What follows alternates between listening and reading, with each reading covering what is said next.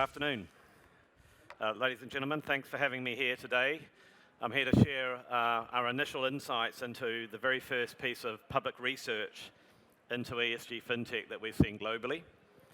My name's Antony Ruddenklau. I lead our global FinTech and innovation practice at KPMG International, and also lead our financial services advisory practice based here in Singapore. I arrived in Singapore last year during COVID, probably not a good idea, but arrived and have enjoyed my time since. And I'm here very much to help drive the financial services sector to a platform-based economy approach. While a lot is known about FinTech since it emerged in 2004 with the advent of Zopa in the UK, the third wave of FinTech for us at KPMG, the ones that are truly capturing our interest, these FinTech join the real economy with the financial services industry and provide a multi-sided approach to system change.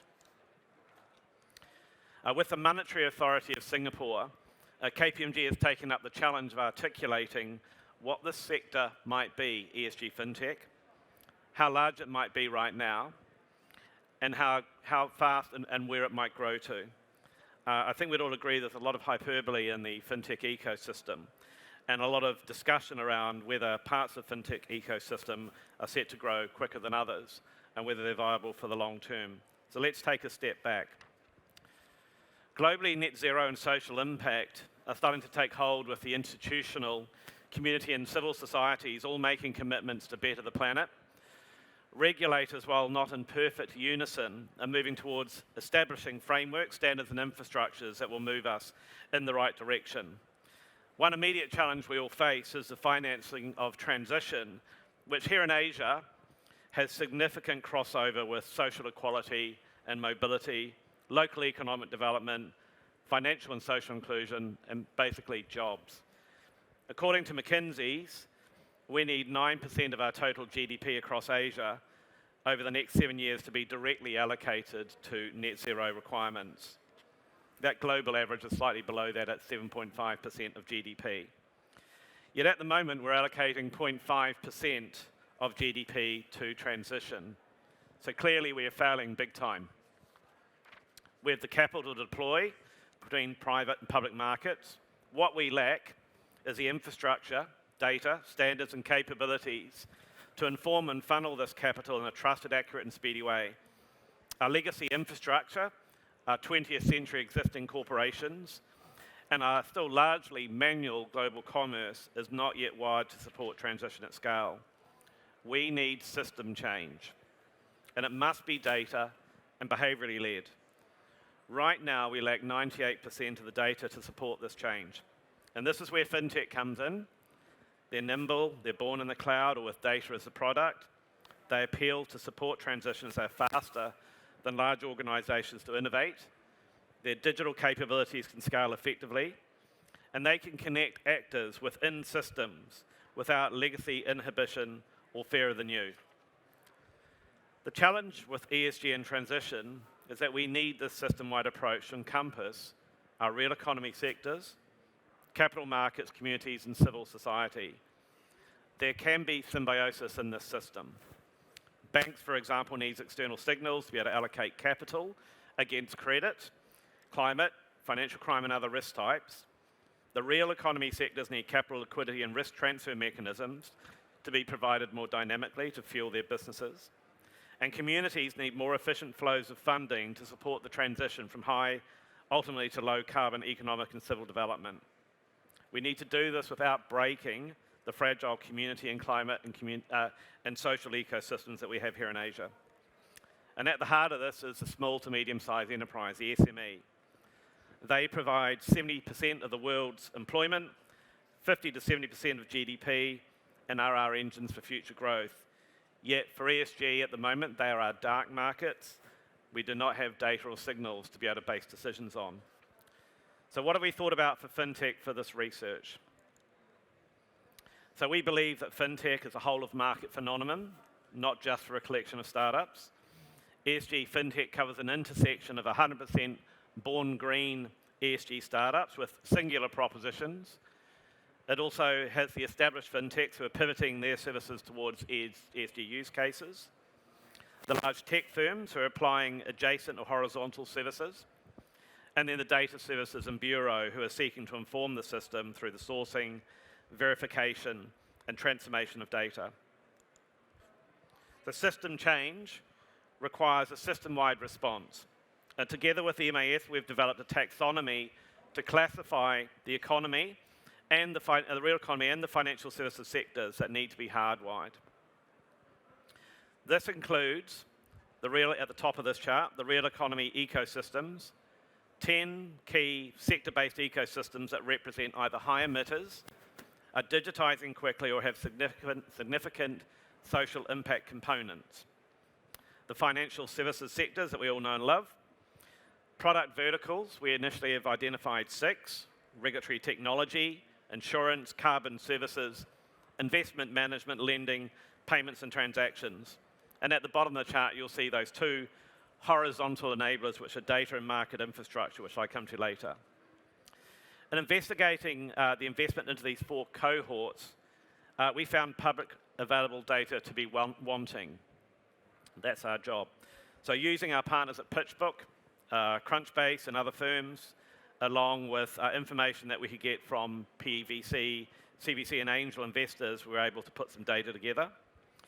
We also addressed and looked at the public statements, annual reports, and other statements of product development and established fintech, data companies, big tech and hyperscales. And then we went and asked some people what they thought as well, so strategic investors, where they saw missing content.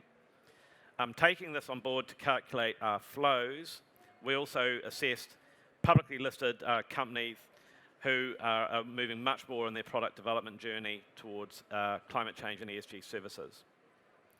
So what does this mean? It's a big number, guys.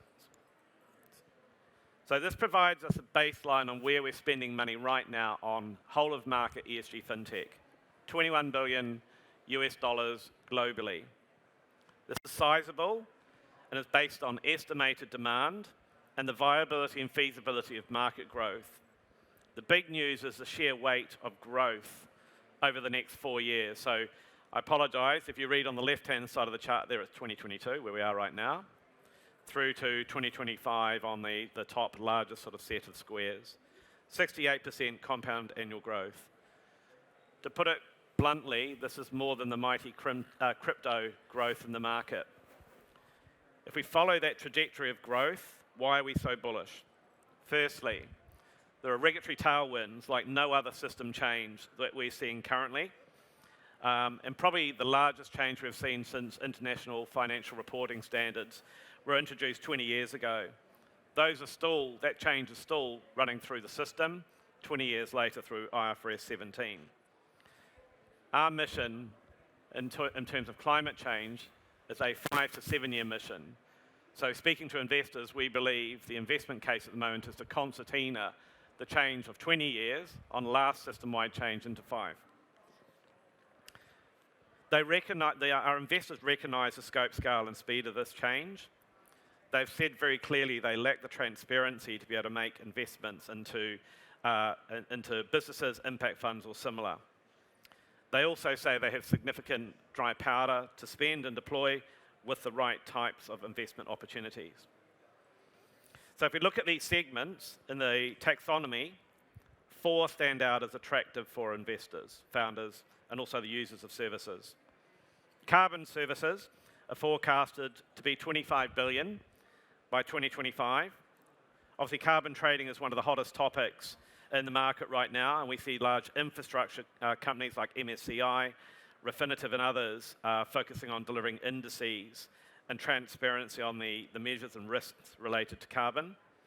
We also see cross-sector players like Veritas Capital from Australia providing services across credit portfolios, registry management, offset project origination, technologies, and making price. Recent examples of big deals in the carbon market: US-based Watershed raised $70 million for carbon management software. Flow Carbon uses blockchain technology, $32 million. Here in Singapore, Unravel Carbon, a new startup this year, provides enterprise software to firms for startup emissions tracking using their own supply chains.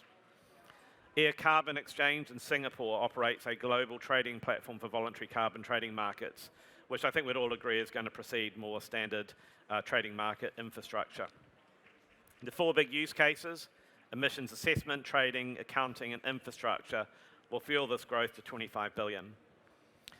Obviously, investment management on the right-hand side there, big number, 33 billion. This includes a wide gamut of use cases across asset management, pensions, insurance capital, sovereign wealth funds, and other forms of long-term patient capital. It also includes a significant number of wealth management firms already focused on this space. If I look at some of the big deals, again, that have been announced recently, $330 million for Greenbacker Group in the US to provide individual and institutional investors with information on renewable energy investment opportunities. US-based Novus, working with companies to embed ESG into their business process. L-Invest, $33 million for women's investment platform and wealth management services. And here in Singapore again, Endowus, the mighty Endowus, focusing on robo-advice and the distribution of ESG sustainable and climate fund portfolio opportunities. So investment management and the infrastructure, the largest use case that we see. If I lead then to infrastructure itself, 17 billion is what we're estimating by 2025, covering a number of areas, platforms intended to facilitate knowledge exchange data and other activities, developing our market infrastructure exchanges that currently exist, and related infrastructure using digital assets and tokens, another big area for opportunity, and then finally reference libraries for data, creating central repositories that can be used as a source for truth for ESG-related calculations. We see the big tech firms, Google, Ant Group, AWS, ServiceNow playing in this space. We also see firms like Worldwide Generation, who operates the G17 eco platform, essentially making a marketplace by providing transparency and disclosure around global sustainability standards in a single taxonomy. And then finally, Climate Impact X here in Singapore, joint venture between SGX, DBS, Standard Chartered, and Temasek, developing a Singapore-based global carbon exchange and marketplace. Final one, because I've got 2 minutes and 30 seconds left. Data, 25 billion spend, 25 billion investment opportunity by 2025. It's a big issue that we'd all agree with. What we currently need is clarity across the continuum of data from sourcing upstream data. Remember I said 98% of it does not yet exist. Verifying that information to make sure it's correct so we avoid greenwashing and then most importantly we make good financial decisions. Right through to the other end of what we typically call FinTech, the digital product and service development on sort of use case decisioning and products and services. In order to deliver network effect that we need for ESG at this pace, we'll need new business models. Maker-taker models for data aggregation, open data utilities, federated learning, and metadata as a service. And they'll need to come pretty quickly from large firms. Recent deals and interesting firms to watch here, Climate Engine from Canada, focuses on upstream data collection by using Earth observation and putting a financial price on that. EcoVadis from France, from Europe, provides sustainability ratings through supply chains and benchmarking. And then I mentioned Viridius Capital before. All of this is good news for us in the industry, whether you're FinTech investors or sitting in the legacy financial services firms. If we take a step back and think about what this means, we've calculated for the UK government the gross value-added impact of FinTech investment. And what we found for every dollar that's spent, 40% of that goes towards innovating the financial services industry, lower cost, better speed, better outcome. 60% is gross value-added benefits for the real economy. So the way I like to describe that is improved allocation of liquidity and capital to those who need it, giving business growth and employment. What we don't yet know at this early stage of research is what is the impact on climate and community and how we can articulate that in financial services and financial terms. So lastly, I'd like to say thank you to you for coming.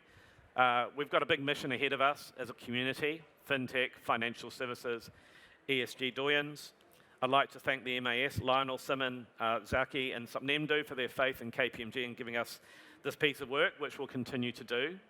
We will be coming back with regular transparency around how this market develops, and we would like your feedback, please, on whether we've done a good job, how do we make it better, and how do we improve transparency for the community. Final one from me, I will be back next year. I'm sure you will be as well. I'd like to think that we collectively in this room and outside this room can make a significant improvement on the scorecard in the next year, and I look forward to working with you. Thank you.